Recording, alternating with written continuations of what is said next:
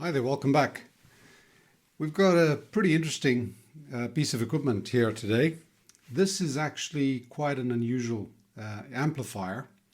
It's an integrated amp, preamp and power amp, and it is the Ensemble B50 Tiger.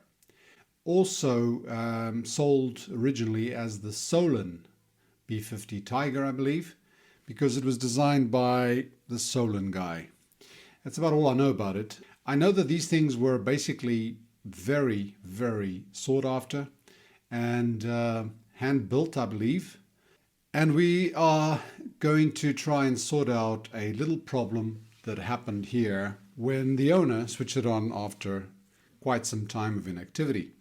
Now, this tends to happen quite a bit. You leave a piece of equipment lying around for a couple of years, switch it on, and smoke comes out. Well, I suppose it's like trying to play a game of squash when you haven't done any warm-ups, and I speak from experience. But this one is actually quite interesting because it's a very simple circuit, and I'll show you because I've cheated. I've actually opened this up already and removed the PA board. And as you can see, you don't need to be very good at troubleshooting to figure out what went wrong. The one channel basically blew up, and it did more than blow up. I think it probably started a fire in there. The other side looks pretty clean. Not sure if it's working, but it looks okay. And this one looks like it's been to a barbecue. The reason I opened this up is because I had to really study this carefully to try and figure out what components I needed to replace. I don't have a schematic, but again, it's not that complicated. This is a simple single-sided board. The components are all through hole. They're all visible, except the ones that have charred. I laugh, but it's not funny. It's just one of those things. Anyway, I could just imagine the guy's face when this thing popped on. It must have scared the hell out of him. Would have scared the hell out of me, believe me. It's done it a few times, or other equipment has, so I shouldn't be laughing. Seriously now. Now, get serious. Okay. Now look at the underside. A few things are obvious here. If you look at this one here, and you look at that one there, first thing you realize is that the transistors are different. The soldering underneath is bloody atrocious. A real bloody job done here, resoldering new components on here, and it looks like the transistors were all swapped out in a previous repair. Also, that resistor is not the same as the other ones. See those there? Those are the emitter resistors. That's the original. That's been replaced. I don't really know what else has been replaced here, but the fact that we've got two equal channels should make it easier to troubleshoot. I almost started laughing again because I keep saying that and it sometimes doesn't work that way. But I hope this one works that way. So I've got the components in, and I'm going to start by really removing everything that's messed up here. Making a note of where it came from. As I said, I have no schematic, but it should be pretty simple. Test the components on this side, make sure that that side is fine, and then start replacing components at this end. I also have decided to I'm going to do that. I'll be replacing all the transistors here just to be safe, because whatever happened here put this thing under quite a bit of strain, and I don't really want to risk having something near death messing up the whole thing again. So I'll be replacing practically at least all the transistors and resistors and everything else, making sure this thing comes out back to its original form, which it deserves. It's quite a neat little amp. I'll show you the inside. It's actually quite interesting. This thing is really non-conventional, and it's pretty interesting to look at. Let's have a look. If we look at the front, first of all, you've got this thing's obviously upside down. This is the underside. Taking the top off. It's very simple. Just a plate with 6 screws that come off here, and it's got a power switch. It's got 4 inputs. You've got auxiliary, tuner, video, CD and tape, And these things are push buttons, and there's a LED inside that switches on when you choose a particular input. So this is your input selector. You've got your volume control, and it's actually quite a neat one. It's got a like an indented feel to it. It feels really good, actually. Okay, enough perving. All right, let's have a look inside. Now, across the front there, we've got the preamp. The selectors switches obviously operate on here as well, but we've got the power coming in here. It goes through a voltage selector, 115 or 230. It's currently set to 230, which is correct. Then goes to the transformer, which is under this metal, the steel plate here, which probably provides quite a bit of insulation from the noise generated by the transformer. I believe it's a toroidal. And then you got the power supply section over here with a couple of pretty beefy capacitors. These are 10,000 microfarads at 200 volts. Is it? Bloody hell. All right, yeah.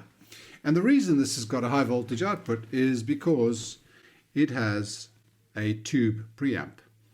Two tubes. These are ECC81s or 12AT7s, I believe they are. One for left channel, one for the right channel. Very little going on the preamp board. Probably pretty simple preamp. Not sure if that's working, but I'll go and tackle what's obvious first. As far as wiring is concerned, you've got your preamp out from here to the respective sides of the power amp stage. You've got your power supply. I've just put this in so we don't get any shorts. Power supply plus and minus rail, I believe it's 30 something volts. Going to the power amp stage as well. You've got your speaker connections left and right to the power amp stage as well. And then everything fits in here and is bolted down to push the transistors onto the heatsink, which is really the massive part at the top there. Two separate heat sinks that are angled at quite a neat angle. Now these things are tube condoms. Actually, they're tube covers for prevention of microphonics. Very fancy. Probably, I believe these cost a fortune. And I'm not sure just how effective they are. They're made of some sort of fiber. But if it makes you feel good, put them on. A couple more caps there. This is obviously for the low voltage supply. This thing would have to provide a 6.3 volt or 12.6 volt as well for the heaters of the tubes. I'm not sure exactly how they are wired. The 1287 ECC81, you can use 6.3 or 12.6 DC or AC. But if we don't need to go into the preamp, I'm not even going to bother going into that. At the back here, we've got switching for these are relays for the outputs, or the inputs rather. So the inputs are relay controlled. Let me show you that. There we go. We've got 1, 2, 3, 4 relays, and I can't tell you exactly how they're wired, and I may never find out if I don't need to. But all the inputs are at the back there, your output left and right speakers over here, and that's just about all we can see. But as you can see, this is a pretty neat design. I like something that's unusual. And I like learning stuff, and honestly, I've never seen this before. And not that I haven't seen the amp circuit before. I'm sure I've seen circuits like this before, but this particular amplifier, this is a first. So let me get started on this charcoal. Remove all those, clean it up, and see what we've got. I hope these guys are fine. These are the DC blocking capacitors. They take the signal from the preamp, the tube preamp. They'll be in the probably around 100 volts. This is a 400 volt DC cap, 4.5 microfarads, and this would be the DC blocking capacitors for the left and right channel going into the power amp stage. So all the biasing of the power stage will be done on this particular board, because really what you're getting from this board is just two signals, just a left and right signal, and the rest is done within here. And it's obviously got a protection circuit over here. You've got a protection relay. You've got One of these will be DC offset, the other one will be bias current set. We'll have to figure this as we go along, but before getting that part sorted, there's no point going too deep into this. Let me get started on that. Okay, all the components have been removed from that channel, and I've actually just drawn out their layout just to make sure I have a good reference. I've also taken photographs. Now, a few things become immediately apparent when you look at this, and that is that this thing is cooked before. What we have here is someone has actually gone in there with a Dremel tool and scraped off the top part of the board. And the reason you do that is actually quite simple. You have had some component, and I know it was a resistor over here, that has cooked for some time and actually burnt the board. And when the component failed, it actually had some burn marks on here, which is basically carbon, and carbon is conductive. And what we have up here is two new burns under resistors as well. Now, these resistors were completely fried, as you can probably tell. So when they burnt the board, and when they burn the board, they leave a carbon residue behind, and if they leave a carbon residue behind, you get conduction. So you can actually get some spurious conduction between 2 points, which you don't want. And I'm going to have to do there what this guy did here. I'm going to have to actually eat away the blackened part of that board very carefully so that we don't go into the underside. And I'll just show you what this conduction is. If I can get this in here. If we take the multimeter and put it on there without touching, we've got 35K, 42K. See, it's actually conducting. Not so much that one, but that one there is conducting. So you got yourself another resistor here, which is a variable one, just to add to the fun. And this has all got to be scraped away. So that's what I will do next before proceeding with populating the board again. If we look on the underside, it's not too bad, with the exception of that point there, which is the bottom end of where that burn happened. And that has actually taken the traces away, so we have to bend the components to the respective points there. Other than that, this thing cleaned up quite well. Not much damage there. Everything is there. There are no traces that have gone on this section, only that part over there. So everything's been cleaned up. I'll do the scraping of those two carbon residues, and I'll populate the board and see how far we get. Hi there, welcome back. Well, we've got quite a bit of progress here, and the reason I put it in to the enclosure before showing you what I've been doing was actually to make sure that a fault or an error that I'd found was legitimate. I'll explain in just a second. This particular channel, this one here, had a whole lot of components, as you saw. Some of them were charged, some of them were, well, apparently okay. But I decided to strip the whole thing down. And just before I stripped it down, I decided to determine what the schematic was for this per channel, for each channel. And it's just as well that I did, because what I found was simply that somebody had populated two holes on here with a resistor that has no place being there. Now, there are a few holes extra on this board that were not populated, and some of them make sense. For example, on this particular transistor position, there are actually 4 pins. The first one meets the last one, and then you got the other 2 in the middle. And the reason for that is you can use different types of transistors with different pinouts, where in the first case you'd have the base in the first pin, or in the case that we have here, this is a BD139 and a BD140. That's these 2 pre-driver transistors, Darlington driver transistors, I beg your pardon. They're actually CBEs, I beg your pardon, ECBs. You could actually just flip this around and match the transistor, the holes you put the transistors in to the pinouts of the actual transistor. And I decided to use this channel here, which I presumed was identical, to actually trace out the schematic, and I've done so. And the result was actually quite interesting. Okay, so here we have the schematic, which I took from the inspection of that one channel. A few things here are a little bit tricky, and I will tell you why. When you get the input jack, there's a dual jack at the input, and you would assume that it is input and ground. Well, it's not. It's the input, which goes through that.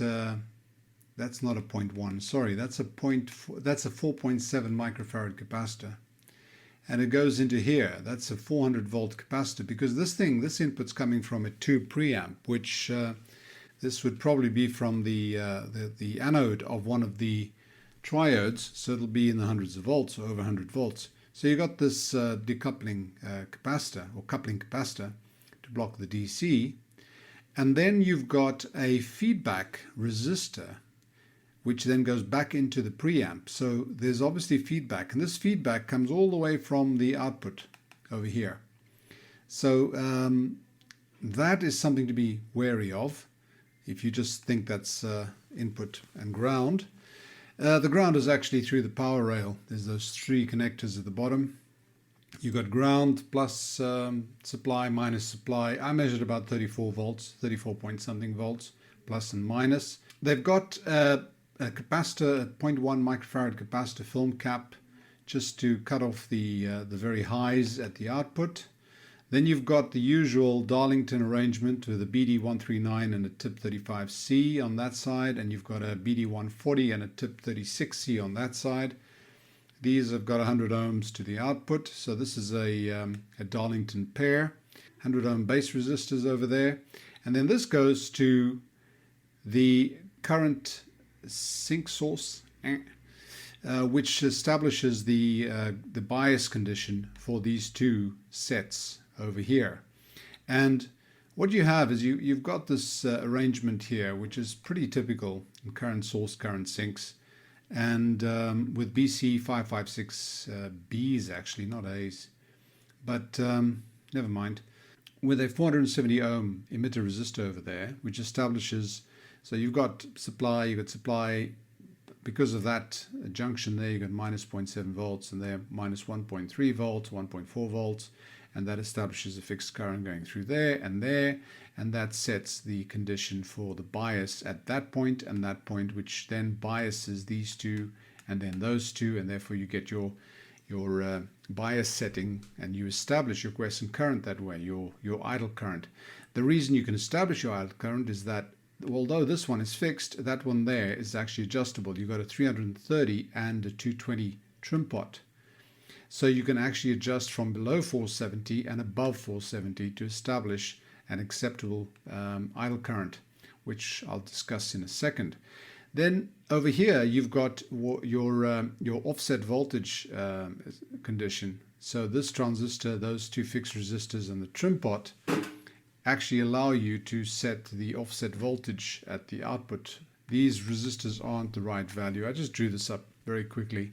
This is not intended as a publishing of the schematic, but I just wanted to show you how this thing is drawn up and where the problems were. So what I found is that the holes on the board, that one pair of them, which is populated, was actually populated by this resistor over here, which you can't see, but it actually measures 100 ohms. It's completely charred.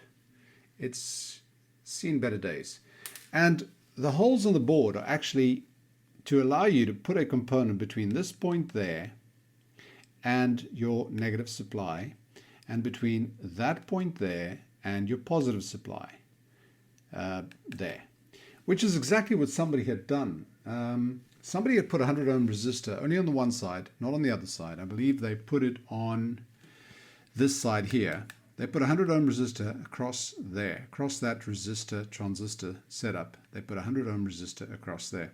And I don't know how this thing worked, if it worked at all. And judging by the charring and burning of components and the actual board, my guess is that this thing probably was not even powered up, or it was powered up, but it probably never played after it was powered up. And if it did, it's a miracle, because the offset must have been crazy. And the offset, talk about the offset, what this thing has is a protection circuit. Now the protection circuit, I'm not going to show you in the prettified version. I'll show you the raw version. And when I say raw version, I mean raw version. This is literally how I traced it off the board. And again, I'm not going into the details, but basically what we have here is that from the output, from the actual after the fuse section, just before the speaker, so after the fuse, now that's important, they take a signal, they take a detected signal, which is here. That signal comes to here, and it goes through this 10K resistor, reverse diodes there to avoid overvoltage, and it goes into what effectively would be, I believe, just a comparator. Yeah, this would work as a comparator, I think. Anyway, what it does is if it detects voltage on there, so a high DC offset, it will switch this on, and this thing will then send a lower than usual voltage to a bias point on there, to that point there. So it forces that point down in voltage, and therefore it shuts down this whole system. And what happens is that you then end up with about 0.2 volts at the base of that transistor and minus 0.2 at the base of that transistor. So it effectively does a shorting of the input signal because it's detected a problem in the output. And the relay trips. Now, there's a power on delay relay, which is here. There's a supply there, goes through 1 meg, 4 meg to ground, 1 meg, 4.7 meg to ground, a resistive divider. There's a 100 microfarad capacitor here, and that goes on to there. When that reaches, this is connected to minus 12, which is one of the supplies of the op-amp, which is a TL08074. So when this thing reaches a particular time and charge, it flips that one on, which switches on the relay. The relay then takes the outputs, which are there, from shorted to ground to allow the outputs to operate. Now, I wasn't too interested in this. The reason I did this is so that I could have a reference, because I did want to check the circuit as well. And the other reason is it allowed me to discover something interesting here, because I had a bit of a problem, and let me explain what that was. If you imagine you've changed a whole lot of transistors on here. In fact, you've changed just about everything on here. The chances of the settings on this pot, which is the offset, and this pot, which is the idle current, operating correctly for this particular arrangement are next to nothing. Okay? Now, here was the problem. When you switch this on, if the offset is high, because your protection circuit actually cuts out the bias to the transistors, you can't really measure the offset voltage. It literally is a closed loop. You end up not being able to adjust it unless you do it by chance. Keep flicking this thing till you get it right. But what I found you could do is if you take these fuses, the fuses out, these are the output fuses to the speakers, then you disable the detection circuit from receiving your output signal. And as long as you don't have any load on there, well, even if you did, you'd have your fuses out. But with no load on there, it allows you to establish no load condition, which is stable. Stable in two regards. One with regard to the offset with the idle current, and the other one the offset voltage. They shouldn't really interact too much, but if your offset voltage is far too high, too close to one of the rails, it will affect your bias condition, your idle current. So what I did was that I removed the diodes, so the offset, the protection circuit over the back here couldn't detect it could detect it, but it would detect 0 because that's what you'd get on there, and it would allow the circuit to operate. Now, I did it with the Dimbal tester in maximum restriction because I didn't want this thing to just blow up. And good thing I did, actually, because at one or two occasions the current did sort of spike. And then I started adjusting this guy, measuring the voltage across those two emitter resistors, and I set it up to a very low idle current. These things are 0.22 ohms. So if you have across each one, if you have sort of 10 millivolts, you're talking about what, about 20 milliamps idle current, 25 milliamps idle current? Well, I set it to 5 millivolts each. So between the two of them, coming out of the transistors, the transistor emitters, I've got about 6 millivolts or 10 to 10 millivolts, really in a position which will create crossover distortion. And I'm not too worried about that. And I did this for both sides. The offset adjustment, I then adjusted to as close to 0 as possible. It was very difficult, very, very, very jumpy at the back here to set it without a load on. But it was enough for me to then connect the fuse one channel at a time, connect the fuse, make sure that the protection circuit was still accepting that offset as acceptable and not tripping the relay. And that worked okay. Then I connected a dummy load to the output of that channel, an 8 ohm dummy load, and I reset or rechecked this whole thing and it was working, and then I did exactly the same thing for the other side. So at the moment, I'm in the process, I want to test the audio and then adjust the idle current to a point where I can make sure that there's no crossover distortion. And the reason I'm doing it like this is that although this thing is a self-standing power amp stage, there is a little bit of a problem, and that has to do with the fact that this is not a ground and signal line. It's got to do with the fact that this is a signal line and a feedback line. So the grounding of this system, if I just plugged in a signal to here, I should get it going through, but I'm not sure what's going to happen with the ground of this signal. I'd have to ground the signal generator somewhere which made sense. Now, I'm sure they've done a pretty good job of grounding this whole thing, so I'll assume that, and I'm ready now to actually connect the preamp on here, put the tubes in, connect the preamp, and then test it with an actual signal.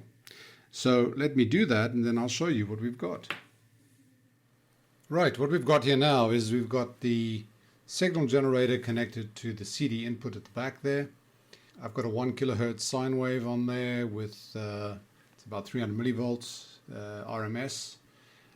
So we've got CD selected in front here, we've got the volume control at 0, and we have a result. If I up the volume, I've got a dummy load, by the way, it's connected just to that speaker. I'm only testing this channel. So connected into the test fixture, as one of my subscribers suggests I call it. It's the dummy load operation, so I've got it going into that input there. I've selected dummy load, not speaker, so we don't have to listen to that noise. I've got that channel being monitored on the channel 1 of the scope. And if I up the volume on the preamp, on the amplifier, there we go. And it's a beautiful sine wave, 1 kilohertz. Now at the moment, what we've got there is 2.1 volts RMS output, so it's a pretty low output, but let's give it 5 volts per division. I could actually keep going. Oh, my dim bulb test is starting to limit there, but I can go quite high up there, and it just keeps going. Let me give it more current. That's 10 volts RMS, so that's still not a major amount of power, but we've got a great looking sine wave. That's brilliant. So let me set up and test the other channel. Now with the signal onto the other channel, let's see what we get. And we're there again. Great stuff. It's working.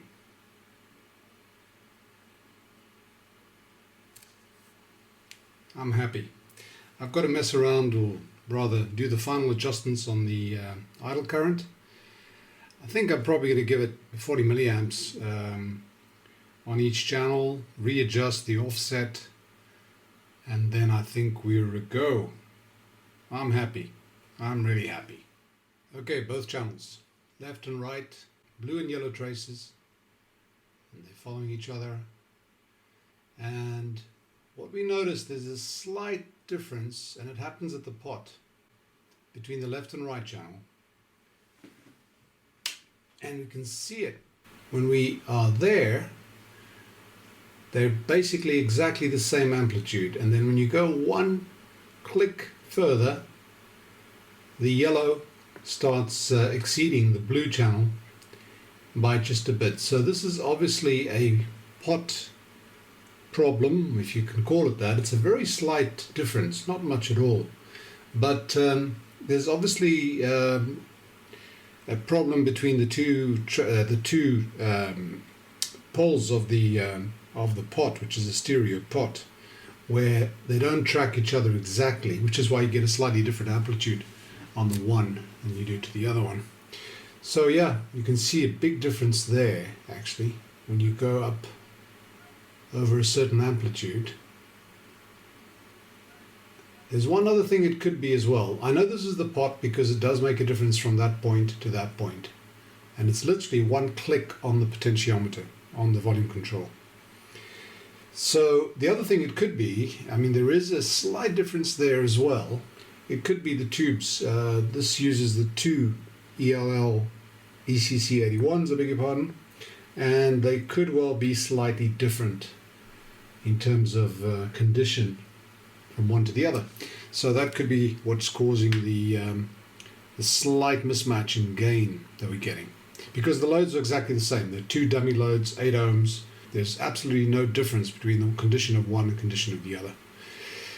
Right, I think this is about time to get the probes out, do the final adjustments, get the probes out, and close it up and show you the final result. Okay, here's one final perv at the finished result before the cover goes on. Just a quick once over. The power input, the voltage selector board has been connected on there. It's separated from the heatsink with a spacer. Be very careful, there's live voltage on there. Here are the massive filter caps. I got it wrong. At the beginning I said I thought those were the high voltage filter capacitors. They're not. They're actually the normal 35 volt rail, 10,000 microfarads each. That would be to power that and all the low voltage electronics. And then what we've got here, these smaller ones, are actually 22 microfarads at 350 volts. And that would be to filter the B plus of the tubes. And somewhere there they're taking 6 volts, 6.3 or 12.6 volts, probably DC for the heaters. But preamp is perfectly fine. The switching is perfectly fine. And so the whole thing is now back up and running. Now, because this thing has gone through such a traumatic experience, I think it's only right that I give it a good old test for a few hours or days before I call it a done deal. Let me put the cover on and flip it over. And here it is. The Ensemble B50 Tiger, or Solen B50 Tiger. The most unusual amplifier that I've ever worked on. It was a good experience. Although I've got to admit that it's a bit harrowing working in such a confined space. I really am not a fan of very tight spaces, and it's so easy to short something out. So you've got to be very careful when you're working inside this thing. Isolation transformer is a good idea. Double check everything is even a better idea before you switch anything on, because everything is cramped. When you tighten the heatsink on, make sure you haven't shorted the pins of the transistors. The transistors use mica washers to isolate the collectors from the heatsink, so you've got to make sure that those don't slip out. etc., etc., etc. And if you're working with these things, be very, very careful. Mains voltage can kill you, but subscribing to my channel won't. So please go ahead. It helps with the ego. Hope you enjoyed that. See you back soon.